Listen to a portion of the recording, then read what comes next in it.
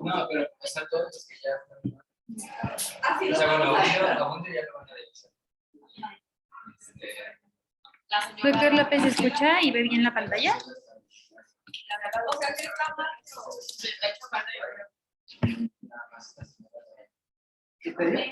Creo que no me contesta.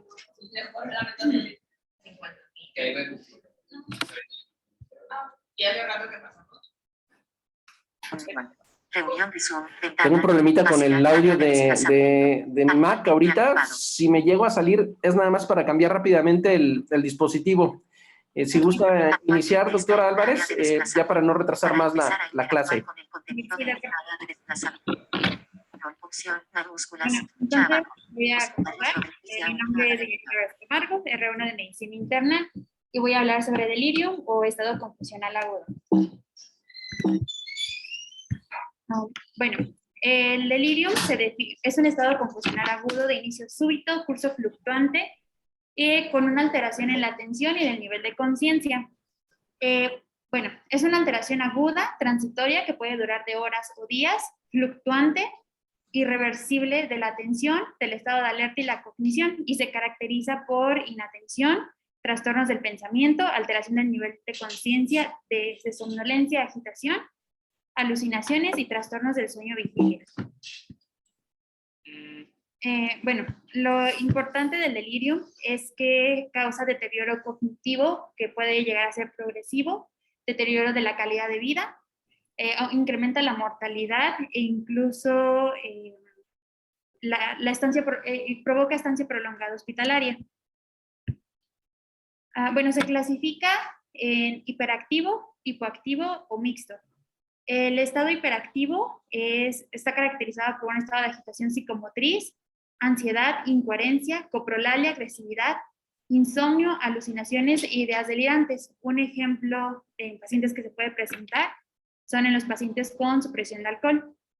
El hipoactivo se caracteriza por una disminución de la actividad psicomotriz y el paciente generalmente se encuentra en reposo, no se relaciona con los demás y su estado de alerta se deprime de forma progresiva. Y es más común que lo observemos aquí en el curso de medicina interna porque un ejemplo es causa metabólica. El mixto se podrá considerar que es la forma más común en el que los pacientes presentan fluctuaciones de la actividad psicomotora. Pueden ir desde hipoactivo a hiperactivos en el transcurso de un solo día o a lo largo de varios días. O puede ocurrir que se agitan por la noche y parecen apáticos durante la mañana y pueden sufrir episodios intermitentes de agitación. En cuanto a la epidemiología, el 15 al 20% de los pacientes adultos mayores posoperados tienen riesgo de presentar delirium posterior a una cirugía electiva menor y este riesgo incrementa en los pacientes que se someten a una cirugía como por ejemplo cardíaca o de fractura de cadera. La población en mayor riesgo son los adultos de edad avanzada y la prevalencia en la comunidad es del 1 al 2% e incrementa con la edad e incrementa hasta el 14% en mayores de 85 años. La mortalidad asociada a delirium va desde el 22 al 76% durante la hospitalización y de un 23 a un 45% a un año, incluso después de haber sido dado de alta, desde que presentó el episodio de delirium. La unidad de cuidados intensivos en el hospital es el lugar donde mayor riesgo tienen los pacientes de presentar delirium y afecta hasta el 80% de los pacientes en ventilación mecánica. Bueno, los pacientes que están en riesgo de delirium son principalmente los pacientes que tienen una patología de base, en este caso, bueno, lo más común es demencia, que está caracterizada por que es una condición crónica de progresión lenta que puede coexistir porque el deterioro cognitivo preexistente es un factor de riesgo, se puede decir que el principal factor de riesgo para presentar delirium. Y es un síndrome multifactorial que afecta a los adultos mayores y se dividen, y bueno, los factores de riesgo se dividen en predisponentes y precipitantes. Los factores predisponentes son los factores crónicos que incrementan la vulnerabilidad del paciente. Y bueno, como mencionaba, principalmente son factores que en algunas ocasiones no podemos cambiar, como la edad, el sexo masculino, la demencia o deterioro cognitivo preexistente, depresión, inmovilidad o trastornos sensoriales, auditivo, visual y la desnutrición. También incrementan el riesgo algunos fármacos como los anticolinérgicos, las benzodiazepinas, los narcóticos o opioides, y principalmente se presenta en pacientes con polifarmacia. Y es más común en pacientes que tienen más de una comorbilidad coexistente o una enfermedad grave. En cuanto a los factores precipitantes, son los factores que son eventos agudos que se pueden presentar en un paciente vulnerable, y el más importante o el más frecuente más bien son las infecciones, que son los principales desencadenantes del delirium. Entre otros puede estar el traumatismo, fiebre, deshidratación, la inmovilización y el cateterismo urinario son otros factores importantes y frecuentes como causa de delirium. El EBC, la hemorragia o hematoma cerebral, meningitis y trastornos cardiopulmonares, metabólicos y de nuevo los fármacos.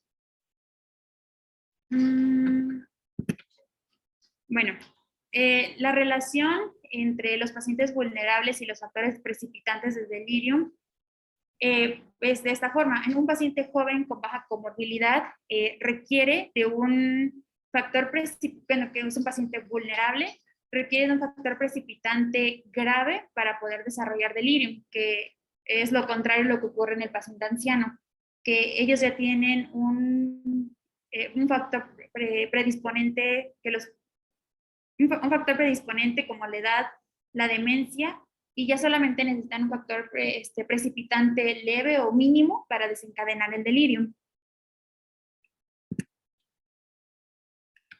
En cuanto a la fisiopatología, el delirium es un síndrome heterogéneo, fluctuante y que precipita una disfunción cerebral aguda. Bueno, hoy en día es evidente que existe una lesión cerebral, ya que el delirium se asocia a la aparición de demencia o acelera la presentación clínica de esta una vez que se presenta. Bueno, entre lo que encontré es que el trastorno, no se conoce bien la fisiopatología, pero se cree que hay trastornos en la liberación, degradación y síntesis de algunos neurotransmisores en el cerebro, y esto, bueno, pueden ser como causas de esto, hipoxia, trastornos metabólicos, infecciones, fármacos o lesión isquémica, que son generalmente los factores precipitantes del paciente vulnerable. La vía dopaminérgica es la que se cree que está mayormente involucrada, en el que la hiperestimulación es la responsable de las alucinaciones y la agitación en el tipo de delirium hiperactivo, y los antipsicóticos que bloquean los receptores de dopamina remiten la agitación. Es por esto que se cree que esto es la más, como son los fármacos que se utilizan para delirium, se cree que es lo que más está afectado y porque es a lo que responde. Otro neurotransmisor afectado son el ácido gamma aminobutírico, que es un neurotransmisor inhibitorio del sistema nervioso central, y las benzodiazepinas, que son un factor precipitante, funcionan como agonistas de esto. Por lo tanto, su sobreestimulación bueno, reduce el nivel de conciencia e incrementa el riesgo de delirium hipoactivo. Algo importante que encontré aquí es que otro factor precipitante son algunos antibióticos como las fluoroquinolonas, que funcionan o ejercen alguna acción sobre el ácido gamma-aminobutírico y pueden provocar o predisponen para presentar delirium hipoactivo.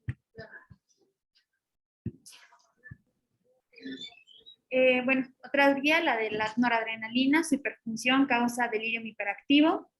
La acetilcolina, que es, bueno, esta vía se ve afectada principalmente los factores predisponentes como los fármacos anticolinérgicos, que son generalmente bastante recetados en pacientes ancianos, como los antidepresivos tricíclicos, inhibidores de la recaptura de serotonina, algunos antihistamínicos,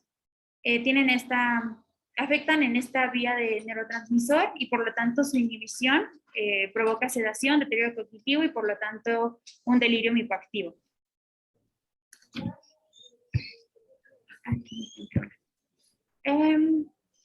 Bueno, la serotonina es otra vía involucrada, la que modula el ciclo sueño-vigilia y su hiperestimulación es causa de delirium.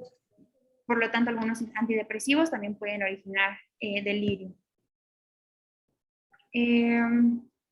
Bueno, en algunos hallazgos que se ha tenido, no, como tal, no hay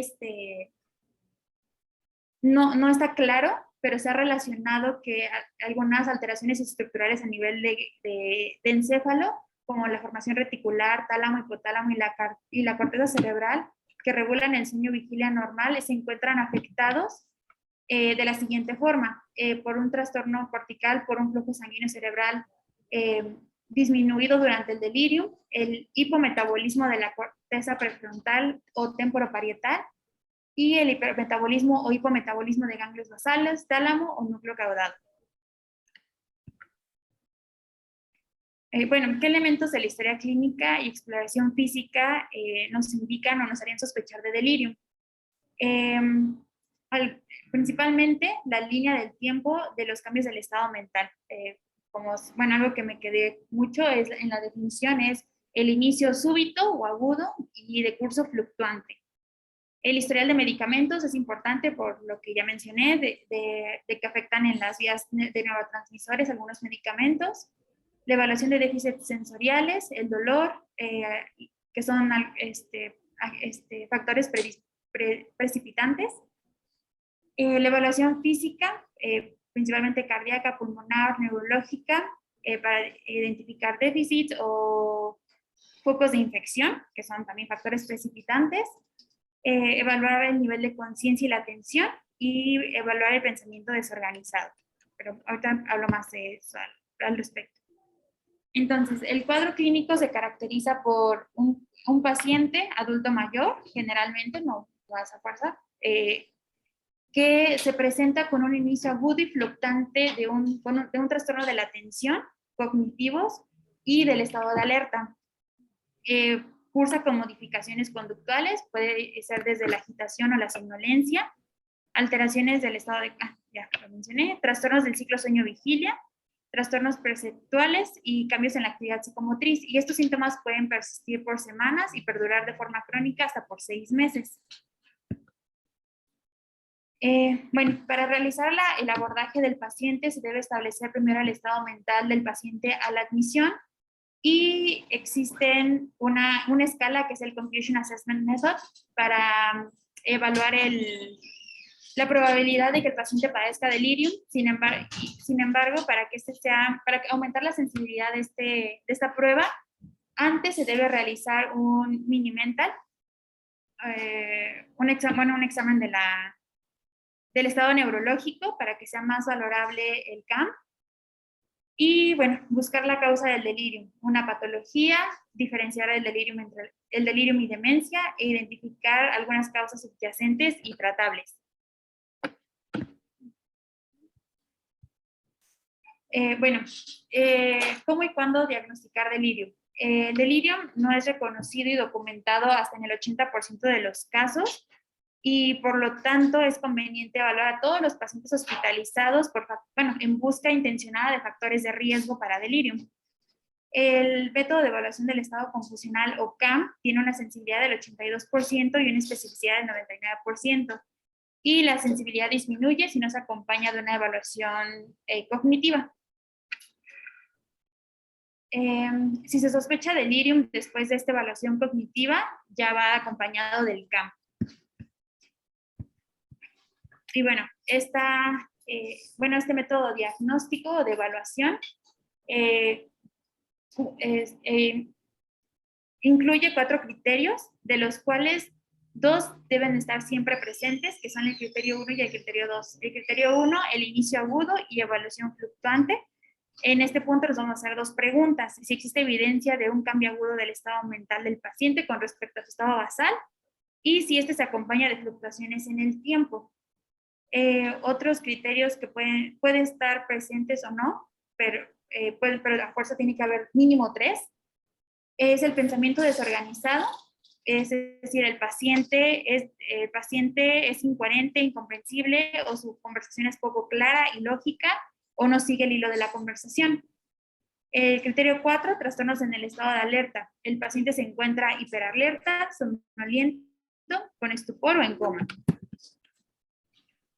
Existen otros criterios diagnósticos, como los del DSM-5, que de la misma manera, 2 tienen que estar presentes para realizar el diagnóstico, que es la alteración, el A y el B, la alteración de la atención y la conciencia, y la alteración que aparece en poco tiempo o inicio súbito, y que es fluctuante a lo largo del día. Y puede estar acompañado de los siguientes: una alteración cognitiva adicional, no se explica la alteración no se explica mejor por otra alteración, y la alteración es consecuencia fisiológica directa de otra circunstancia médica, intoxicación o abstinencia por una sustancia.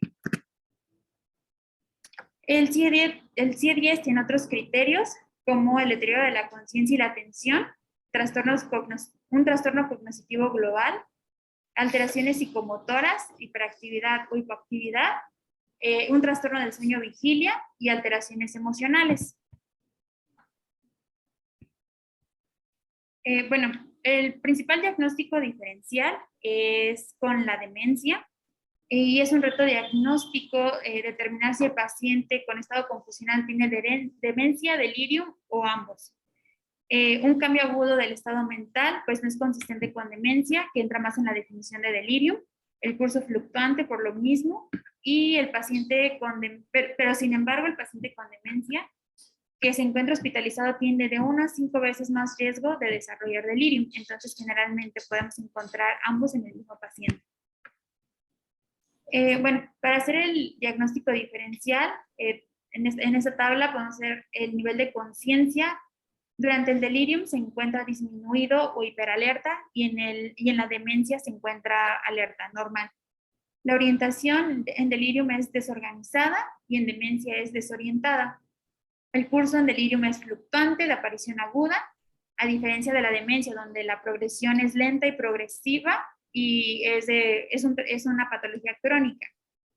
La atención y el espectro psicomotor se encuentran normal en demencia, y en delirium puede estar deteriorada, agitado o letárgico, depende del tipo de delirium. Las alucinaciones, el ciclo sueño-vigilia son frecuentes en el delirium y pueden no están presentes en demencia. Y el lenguaje en delirium es lento o incoherente, también depende del tipo de delirium.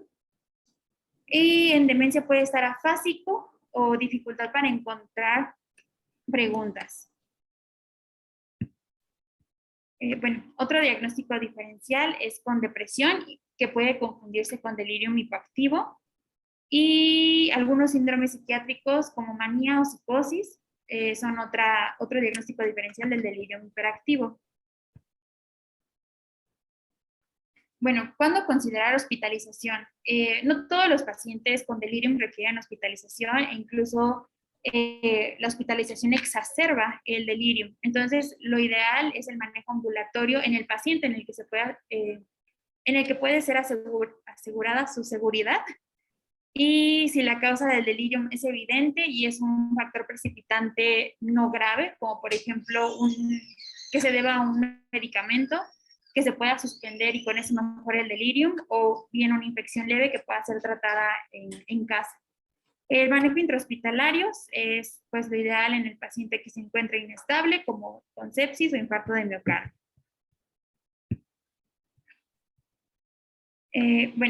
El delirium como tal no tiene tratamiento, sin embargo, lo ideal es identificar y tratar los factores predisponentes y precipitantes. Suspender medicamentos psicoactivos, corregir los desequilibrios hidroelectrolíticos, el dolor, la hipoxemia, anemia, infecciones e inmovilidad. son el pilar del tratamiento para el delirium como tal, corregir la causa que lo está determinando. Y en adultos mayores puede no ser posible identificar una causa única porque puede ser acumulativo.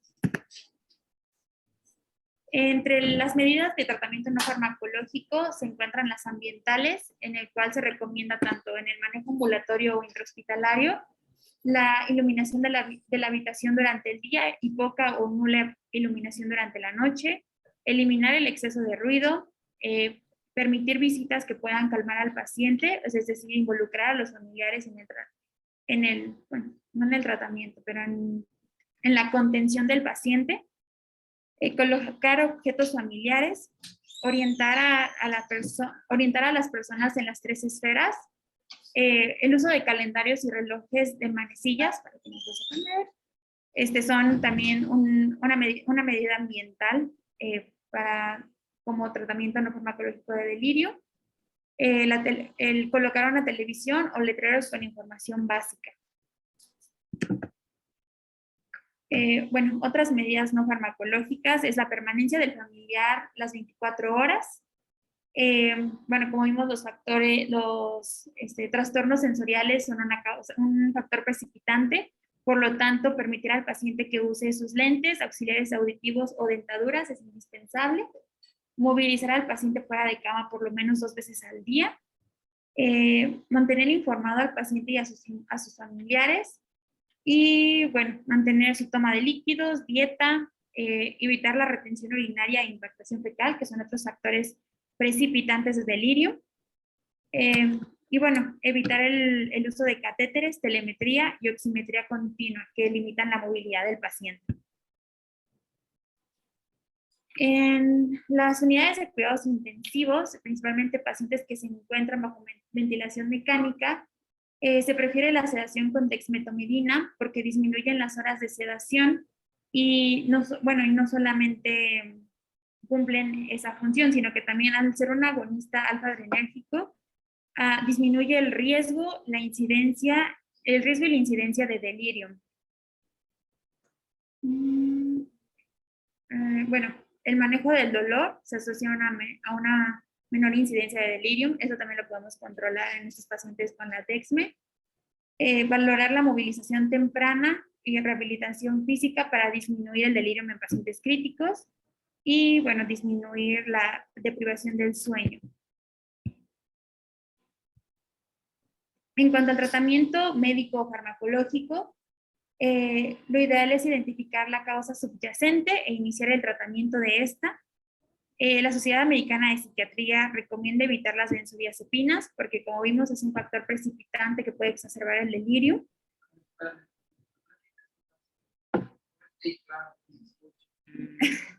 La Sociedad Americana de Psiquiatría no recomienda evitar el uso de benzodiazepinas porque son un factor precipitante para delirio.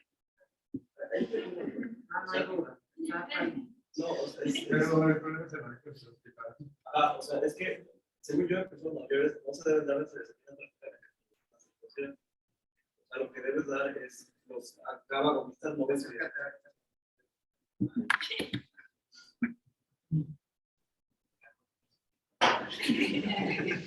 Doctor, ¿sí me escucha?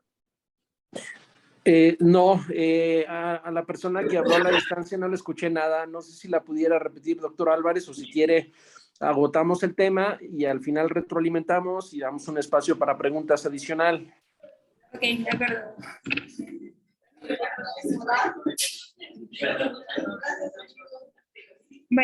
La inmovilidad no debe estar indicada en los pacientes con riesgo de delirium o que ya cursen con delirium, ya que se encuentra relacionada tanto como causa como agravante del mismo.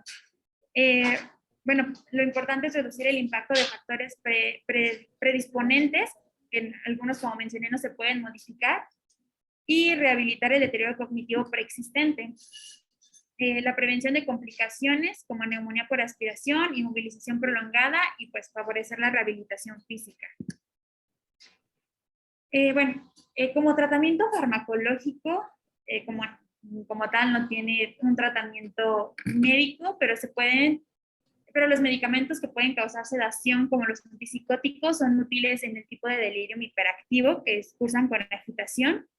Sin embargo, el uso de estos medicamentos a dosis elevadas por tiempo prolongado pueden convertir el delirium hiperactivo en una forma hipoactiva, y el delirium hipoactivo pues tiene peor pronóstico. Por lo tanto, los antipsicóticos están recomendados cuando los síntomas del paciente impiden recibir tratamiento o ponen su integridad física en riesgo. Los pacientes que reciben antipsicóticos durante la hospitalización tienen 4 veces más riesgo de desarrollar neumonía por aspiración. Dos antipsicóticos, típico y atípico, el haloperidol y la olanzapina, son los que están indicados, pero aún no hay consenso respecto a cuál es mejor. Encontré que algunos prefieren el haloperidol, pero otros la olanzapina, porque tiene menor riesgo de síntomas extrapiramidales. Sin embargo, ambos no reducen el riesgo de delirium, pero sí mejoran la gravedad del mismo.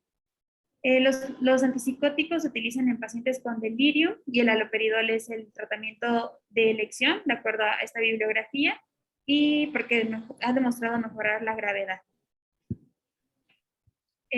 Como mencioné, el de elección sería el haloperidol, y siempre iniciar la dosis más baja posible, con la que el paciente responda, y generalmente por un periodo de tiempo mínimo.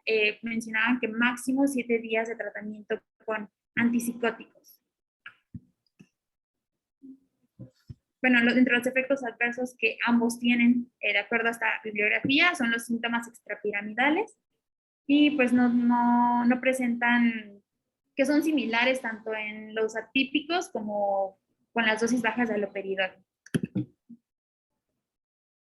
El riesgo de recurrencia en pacientes que presentaron delirium durante su hospitalización puede permanecer a largo plazo con una alteración cognitiva, y puede ir desde un mes hasta un año después.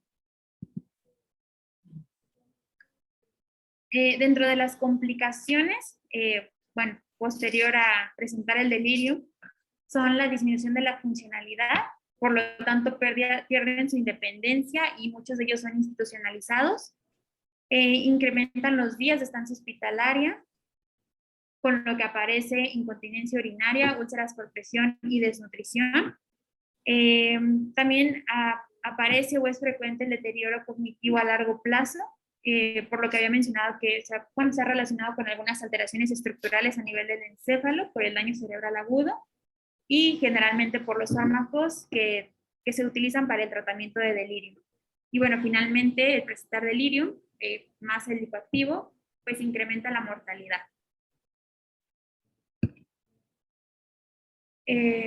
Algunas recomendaciones que vienen en las guías NICE respecto a delirium. Evaluar los factores de riesgo en pacientes hospitalizados, especialmente en los adultos mayores, con deterioro cognitivo preexistente, enfermedad severa o fractura de cadera en todos los pacientes hospitalizados. Evaluar los cambios recientes y fluctuaciones de la función cognitiva, percepción, función física o comportamiento tanto al ingreso y diariamente durante su hospitalización. El manejo con base en la identificación y manejo de la causa subyacente. Si el tratamiento no farmacológico es insuficiente, se considera el haloperidol a una dosis mínima efectiva por menos de una semana, y se recomienda evitar el uso de antipsicóticos en pacientes con enfermedad de Parkinson o demencia por corpus de Lewy. Y eso es todo. Gracias.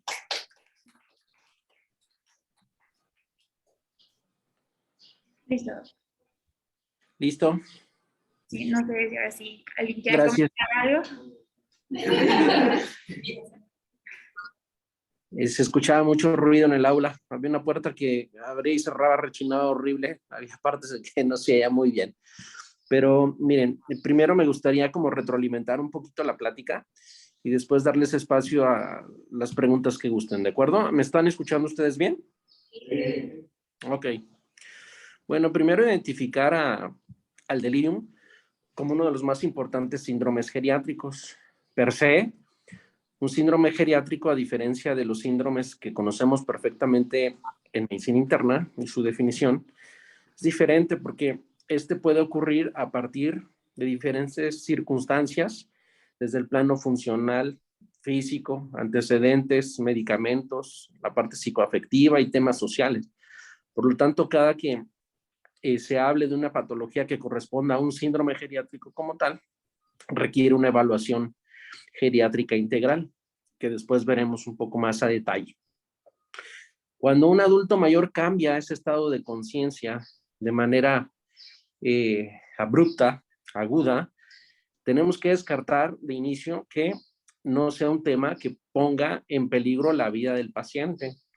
Y esto puede darse con mayor frecuencia en el más peligroso que existe, que se mencionó en la plática, que es el hipoactivo. Puede estar el adulto mayor muy dormido, pensar que está cansado, que ya está grande, y puede tener una infección que no está desarrollando fiebre, puede tener una neumonía que no está produciendo flemas, estar muy dormido, y es un delirio hipoactivo que suele retrasar el diagnóstico y el tratamiento, y muchas veces pone en peligro la vida si no se atiende y se diagnostica oportunamente. Eso es muy importante. Por lo tanto, siempre se tiene que evaluar perfectamente el factor precipitante, que es el principal tratamiento, más que los predisponentes, que si se fijan no son tan modificables, para evaluar esa gravedad y en relación a la toma de decisiones. Si se tiene que atender a nivel hospitalario o puede permanecer en casa. Eso no es porque le vaya a ir peor al adulto mayor, sino por la gravedad de la patología. Por supuesto, sí suele ser efectivamente de etiología multifactorial. Piensen en el llanto del bebé como el delirium del adulto mayor. Es una manifestación no referida, observada, que se quita poniendo atención a cada uno de los factores. ¿Cómo callamos ese llanto del bebé? Pues vemos que esté limpio, que haya comido, que haya dormido, que no tenga frío. En muchos de los adultos mayores hospitalizados, puede ser alguien que igual no manifieste lo que tenga. De las causas más frecuentes de delirium en paciente hospitalizado, pues está el dolor, a veces no referido. Por eso siempre la importancia de una buena historia clínica. Si ya tiene mucho tiempo encamado, algunos pueden tener síndrome de inmovilidad como tal, hasta una úlcera por presión y no recibe analgésico. Otro es la impactación fecal. Siempre debemos poner atención en los días que tiene sin evacuar el adulto mayor y considerar tratamiento, porque este se asocia principalmente con delirium hipoactivo o hasta una retención urinaria, algún desequilibrio hidroelectrolítico y por supuesto las infecciones, tanto respiratorias como urinarias en el plano del hospital. Y en relación a esto de los factores precipitantes más comunes, pues también las insuficiencias agudas de diversos aparatos y sistemas respiratorio, renal, cardíaco, lo pueden desencadenar. Efectivamente, cuando ya hay un antecedente de deterioro cognitivo previo, es más fácil que se desarrolle el delirium, y en personas que estaban con integridad cognitiva cuando realizan delirium, es probable que en el curso de los siguientes meses sea evidente un mayor deterioro cognitivo. Por eso, esta es una de las patologías en las cuales debemos recargarnos importantemente en el cuidador primario, si es que está en condiciones. Muchos de ellos es el cónyuge, que también suele ser un adulto mayor.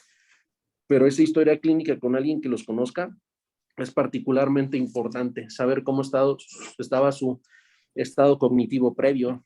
Se mencionó por ahí que era importante hacer alguna herramienta de tamizaje para descartar demencia. En el momento de que se cursa con delirium, pues difícilmente va a proceder, ¿no? Si está desatento, si le preguntamos algo, contesta otra cosa, va a ser particularmente complicado, en el entendido que es un padecimiento fluctuante, por definición.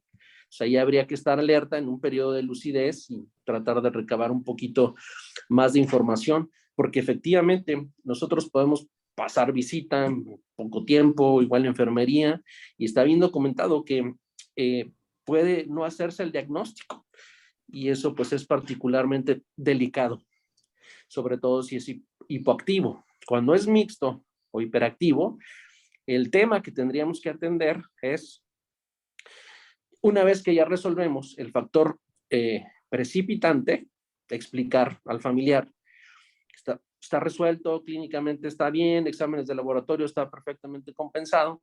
El mejor lugar para terminar de salir de ese delirium es en su entorno habitual, sea su casa, sea alguna residencia de adultos mayores, en el entorno que manejaba antes de la hospitalización, será más factible que recupere ese estado mental basal que tenía prehospitalización.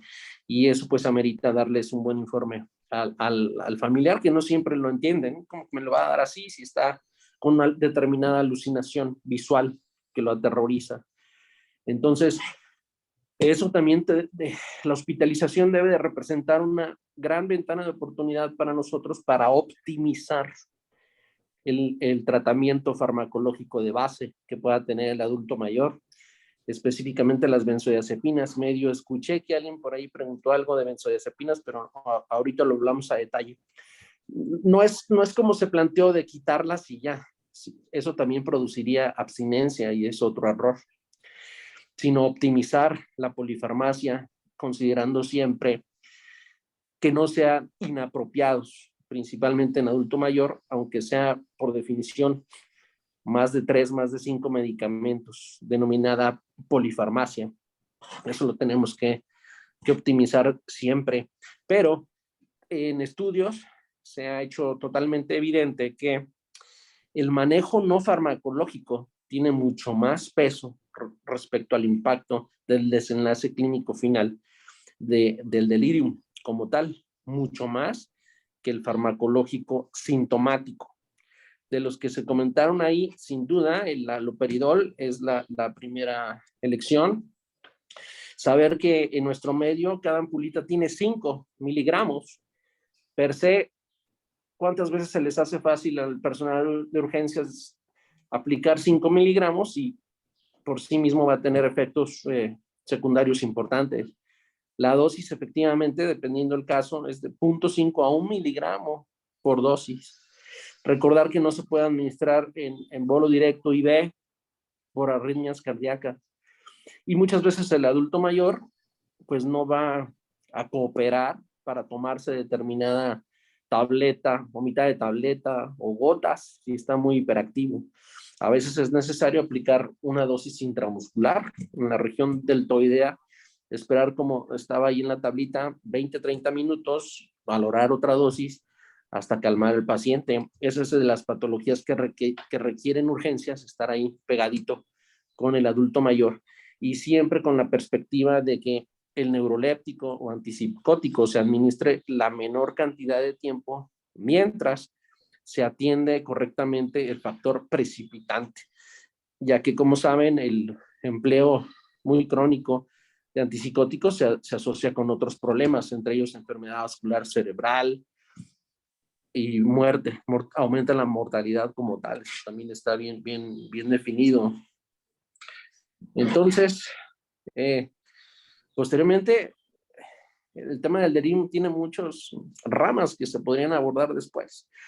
Por ejemplo, lo que nos ocurrió con pacientes de COVID, que los dejábamos solos, que tenían, no se podía hacer nada del manejo no farmacológico y la incidencia hospitalaria fue altísima. Eso podría ser hasta un motivo de investigación si a alguien le interesa el tema y recabar a partir de toda la información recopilada hasta el momento, considérenlo si a alguien le interesa. ¿Qué más? Sí hay otras opciones de antipsicóticos, se comentó la olanzapina. En ISSSTE tenemos también la risperidona, todos son a dosis baja, cada 12 horas, dependiendo respuesta. Hace tiempo se contraindicaba absolutamente el haloperidol en pacientes por Parkinson por su mecanismo de acción. Pero bueno, también después veremos temas de fármacos inapropiados en adulto mayor y nuevos estudios que se han realizado. Y se apoya el uso de haloperidol de rescate inicial para calmar al adulto mayor, aun cuando tenga Parkinson. Y ya una vez que lo calmamos, se reanudan sus medicamentos para Parkinson y se puede optar en un momento dado por algún otro neuroléptico si sigue siendo justificado. Esencialmente son algunas de las cosas que tomé nota aquí. Alguien que quiera hacer una pregunta, si no le escucho, le pediría a la doctora Álvarez que la retransmita para poder escuchar mejor, o si se quieren acercar a la computadora para escucharles, por favor, adelante. Me gustaría mucho la próxima vez estar presencial. Yo siempre he preferido el formato, pero por diversas causas se reprogramó varias veces la clase y me ha tocado estar en consultorio, pero ojalá la próxima estemos ahí presencial. Adelante, estoy seguro que hay dudas. Sí, doctora. Bueno, hemos tenido varios pacientes adultos mayores que llegan aquí con insomnio. O sea, yo tengo entendido que en adultos mayores nunca se debe dar benzodiazepinas para manejar insomnio, sino lo que das son GABA-agonistas no benzodiazepínicos, como Zolpidem. Entonces, o sea, la duda es si es adecuado, o sea, cuando llegan aquí con insomnio, manejarlos con ese tipo de medicamentos, o si lo adecuado es también, o tal vez darle un antipsicótico como Lanza para manejar insomnio. Muy buena pregunta. Primero, es importantísimo ayudar a dormir al adulto mayor. No es que esté totalmente contraindicado el uso de benzodiazepinas, y muchos de ellos ya la toman. En el ISSSTE, muchos de ellos toman clonazepam, que es una de las benzodiazepinas que tiene una vida media mucho más larga. Dentro de los esquemas terapéuticos recomendados más recientes para el manejo del delirium, como cuarta línea de tratamiento, está el lorazepam, el Ativan, se inicia con 0.5 miligramos, 1 o hasta 2 miligramos máximo en la noche. Especialmente cuando no respondió bien a alguno de los antipsicóticos, especialmente cuando el paciente ya toma alguna benzodiazepina y hacer la conversión, porque además no tiene vida media tan larga el lorazepam, a diferencia de, créanme, todavía hay adultos mayores que toman diazepam, es increíble, están durmiendo muchísimo, se caen. Entonces, no se descarta así de manera absoluta, ¿no? Se considera como una de las últimas opciones que puede llegar a ser adecuado en determinadas circunstancias. Ahora bien, dentro del abanico de antipsicóticos o neurolépticos que existen, que son muchos, ya lo verán en el camino, hay uno que en particular tiene muy buen efecto sedativo. Se podría optar por alguno de esos, como la quetiapina. El tema con la quetiapina es que tiene un margen de dosis muy amplio, desde la mitad de 25 miligramos en la noche a quien nunca ha tomado y tiene criterios de fragilidad, les da mucho efecto, los duermen, hasta el adulto mayor no tan grande, no tan medicado, que no le hacen 100, 200 miligramos. Entonces, la recomendación no me fijé bien si hablaba específicamente ahí en la tablita que puso la doctora Álvarez, pero consideren ese medicamento, de repente por ahí yo he llevado muestras médicas y las he dejado, la verdad, ahí en la noche, nos ha funcionado bien, aun cuando no está dentro del cuadro básico, sería uno de los que nos podrían ayudar importantemente. Considérenlo una cosa es trabajar con lo que se tiene, con lo que se sabe y como se puede, y la otra, tener el conocimiento pleno de qué es lo indicado. Respondiendo también a esa pregunta, entonces tendríamos que tener un antipsicótico, en este caso, con buena actividad sedativa nocturna. Considérenlo así. ¿De acuerdo? Y a veces en Centro Médico Nacional, el servicio de psiquiatría puede tener acceso a alguno de estos fármacos. Yo nunca los he llamado porque a ellos mismos me ha tocado que dan dosis altas de antipsicóticos o hacen determinadas combinaciones, y sobre todo con adultos mayores, que no les resulta muy adecuado. Pero quédense con esta idea. Tratar de dar el más adecuado de inicio a la dosis más baja posible, supervisar la respuesta y optimizar el tratamiento antipsicótico durante el menor tiempo posible, mientras se atiende el factor precipitante, como ya se comentó. ¿De acuerdo? Sí, doc, gracias. ¿Alguna otra pregunta? No, parece que no, doc. Yo tengo una pregunta. ¿Se suspende el tratamiento con levodopa o carbidopa en los pacientes con Parkinson que se presentan con delirio? No, me refería a que el paciente normalmente que está hiperactivo, pues no obedece la orden de tomar medicamentos o de nada, puede estar hasta agresivo y eso lo hace particularmente complicado. Entonces ahí me refería a la dosis de haloperidol en lo que logramos estabilizarlo para reanudar posteriormente sus antiparkinsónicos, porque ese es un error común en adultos mayores. Se suspenden los medicamentos de base y de pronto ya están mal o con franco síndrome de abstinencia. Era nada más eso lo que quería recalcar, que aún en pacientes con Parkinson sigue siendo la elección inicial como tratamiento farmacológico el haloperidol, aun cuando le pueda exacerbar transitoriamente los síntomas parkinsónicos. Gracias. Uh-huh. Yo no hay ninguna otra pregunta. Ok, y a veces hasta con dosis baja, 0.5 miligramos y en gotitas. Sí tenemos gotas de haloperidol en el instituto. Considérenla una buena opción para adulto mayor que tiene vía oral. Porque luego por ahí de repente también me he encontrado por ahí alguna indicación de algún servicio de 3 gotitas a través de la sonda. No le llega absolutamente nada. Entonces que sea la dosis adecuada para cada paciente que tenemos. Ok, sí, doc. ¿Hecho? Bueno, muy bien. Pues gracias, doctor Álvarez, y Gracias a usted.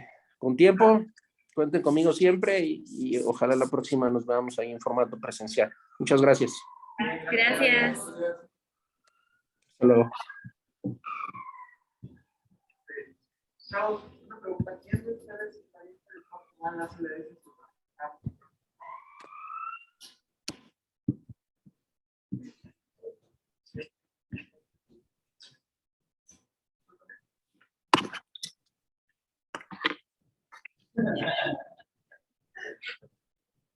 Bueno, ¿cuánto estarían dispuestos a pagar por las pues,